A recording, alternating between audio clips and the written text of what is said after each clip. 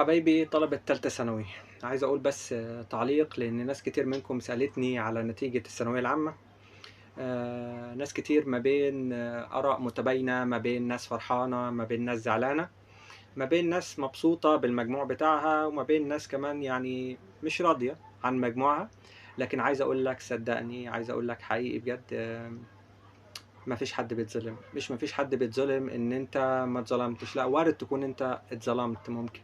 وارد تكون اللجنة اللي حواليك ظلمتك، وارد تكون الناس اللي حواليك ظلموك، وارد تكون في وقت الامتحان ما خدتش وقتك كامل، ووارد تكون يعني سؤال اتصحح لك مثلًا اتصحح ما دخلش ضمن التصحيح ممكن صح، ممكن سؤال مقالي ما يعني ما خدتش درجته، وارد، يعني عايز أقول لك كل الكلام ده وارد، لكن صدّقني يعني تخيّل كده معايا إنه اللي ماسك كل الحاجات دي كلّها، اللي في إيده السلطان والسيطرة على كل الحاجات دي كلّها، هو عارف ده كويس، هو عارف قد إيه أنت تعبت في ثانوية عامة، هو عارف قد إيه بجد أنت اجتهدت وعملت اللي عليك. عايز أقول لك صديقي إنه ربنا مش بيظلم حد، حتى لو الناس ظلموك لكن ربنا مش بيظلم حد. خلّيك دايمًا كده وفي جملة كده ترن دايمًا في دماغك، تقول دايمًا إنه حتى لو الناس قصدت بي شرًا ولكن الرب أراد بي خيرًا، الرب عايز لي الخير. خلّي بالك، عايز أقول لك وأشاركك كمان يعني حاجة حصلت معايا أيام ثانوية عامة، وناس كتيرة طبعًا منكم من الطلاب يعني عارفينها وعارفين عني.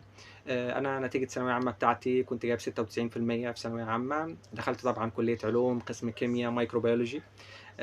وقتها كان نفسي أدخل جدًا صيدلة.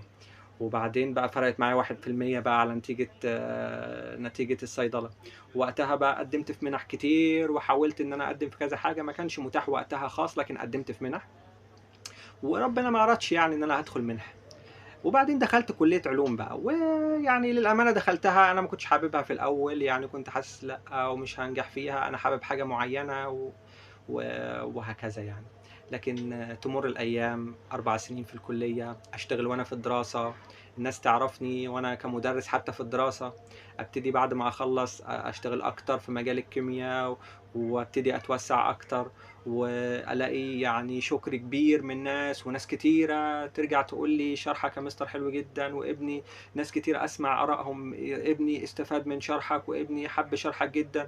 أول ما قُلت إن أنا ناس معيّنين مثلًا يعني جيت عند مرحلة كده وقُلت مش هادّي المرحلة، ناس كتيرة زعلت ولأ يا مستر مش هينفع نودّي ولادنا برّه وهكذا، وهكذا، وهكذا. اللي حصل إيه يا حبيبي، اللي حصل إنه أنا كنت عايز صيدلة، وربنا أراد إنه يخلّيني في المجال ده، اشتغلت على نفسي وطوّرت نفسي في موضوع الدروس، وبعدين اشتغلت وهكذا، والناس اللي كنت بالومهم من أصحابي يمكن في ناس غشِّت وناس يعني التصحيح شوية ساعدهم وهكذا، منهم ناس لسه ما خلّصوش، منهم ناس بيدرسوا، منهم ناس لسه ما خلّصوش وأهو إحنا اشتغلنا والدنيا ربنا كرمنا.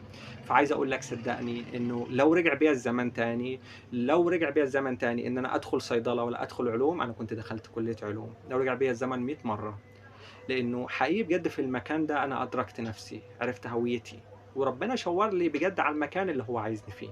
أنا مش عايزك كمان أنت تزعل، ولا عايزك كمان أنت تتضايق من المجموع بتاعك، ربنا قاصد لك بجد الخير، وحقيقي المكان اللي أنت هتكون فيه أنا أثق تمامًا إن أنت هتبدع فيه. أثق حقيقي إنه ترتيبات ربنا دايمًا، دايمًا، دايمًا خير لحياتنا. عايزك تتطمن إن ربنا ما ضيّعش تعب حد. دايمًا باقول لك جملة وقُلتها لكل المراحل السنية اللي عندي، إنه ربنا بيكافئ الأمانة، ربنا بيكافئ الأمانة. زميلك غش وجاب مجموع، بس أنت أمانتك ربنا هيكافئها. صدّقني بشكل أو بآخر، في البركة في الفلوس، في بركة في وقتك، في بركة في شغلك، في بركة في نعمتك للناس. صدّقني النعمة كمان في عينين الناس دي بركة، ربنا بيكافئ ده كويس. ربنا بيكافئ كويس، ربنا أمين وعادل دايمًا. فعايزك تتبسط بنتيجة الثانوية العامة، ما تفكّرش كتير، تعمل اللي عليك، اجتهد، خُد كورسات، طوّر من نَفْسك، طوّر من ذاتك، هتلاقي حقيقي بجد المكان اللي أنت فيه أبدعت فيه، صدّقني باقول لك كده عن اختبار. طيب بالنسبة طبعًا للنتيجة بتاعة ثانوية عامة، طبعًا هي نتيجة متباينة، قريبة من نتيجة السنين اللي فاتت طبعًا. هتلاقي في ناس كتير كده، يعني في غالبًا درجة واحدة ناس كتيرة جايباها في الكيميا 53 أو 54، ناس كتيرة متكررة، موضوع غريب شوية. حتى في الأحياء تلاقي كمان 38 متكررين شوية، الموضوع برضه شوية غريب. طبعًا في فجوة يا جماعة ما بين الناس اللي جايبين فوق ال90، والناس بقى جايبين إيه، جايبين تحت بقى خالص، اللي هو من خمسينات وستينات وهكذا. في فجوة كبيرة ما بين الناس دي. طبعًا وإن ده اللي طبعًا يدل على شكل الامتحان للأسف الشديد، مش تابع للمعايير والمقاييس بتاعة الوزارة، للأسف الشديد يعني. لكن صدّقني يعني، أحب أقول لك صدّقني إنه كل اللي عملته إحنا فخورين بيك وبمجهودك، فخورين بكل اللي عملته طول السنة وبتعبك وبسهرك. أثق تمامًا إنه حقيقي بجد المكان اللي هتكون فيه هتنجح فيه وهتبدع فيه. طبعًا لينا تكريم خاص للطلبة المتفوقين اللي جابوا طبعًا فوق ال100، فرحوني جدًا. طبعًا هيكون ليهم تكريم وهيكون ليهم جايزة بسيطة كده مني ليهم، يعني كتذكار ليهم. وطبعًا لو أنت كمان طالب ما جبتش درجات كويسة في الكيميا أو سواء في باقي المواد، برضه أنا في ضهرك وأنا هافضل دايمًا بادعمك لآخر الوقت. إحنا مش بس بندعم الطلبة المتفوقين، لكن كمان إحنا كمان بندعم كل الناس حقيقي بجد. لكن واجبي وواجب الطلبة اللي تعبت إن أنا أكرّمها حتى لو بحاجة بسيطة.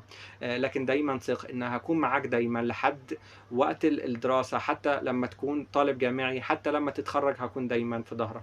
لإني أنا أصلي دايمًا باقول أنا مش مُدرِّس وهاقول لك كلمتين وهامشي، لكن هي رحلة وحياة بنعيشها مع بعض يا جماعة.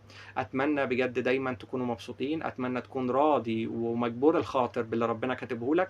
ودايمًا، دايمًا، دايمًا صدّقني المكان اللي ربنا كاتبه لك هو الصالح والخير ليك. ربنا يوفقكم وأشوفكم دايمًا يا رب في أعلى المناصب، ودايمًا أشوفكم ناجحين ومتفوقين في حياتكم يا رب. ربنا معاكم.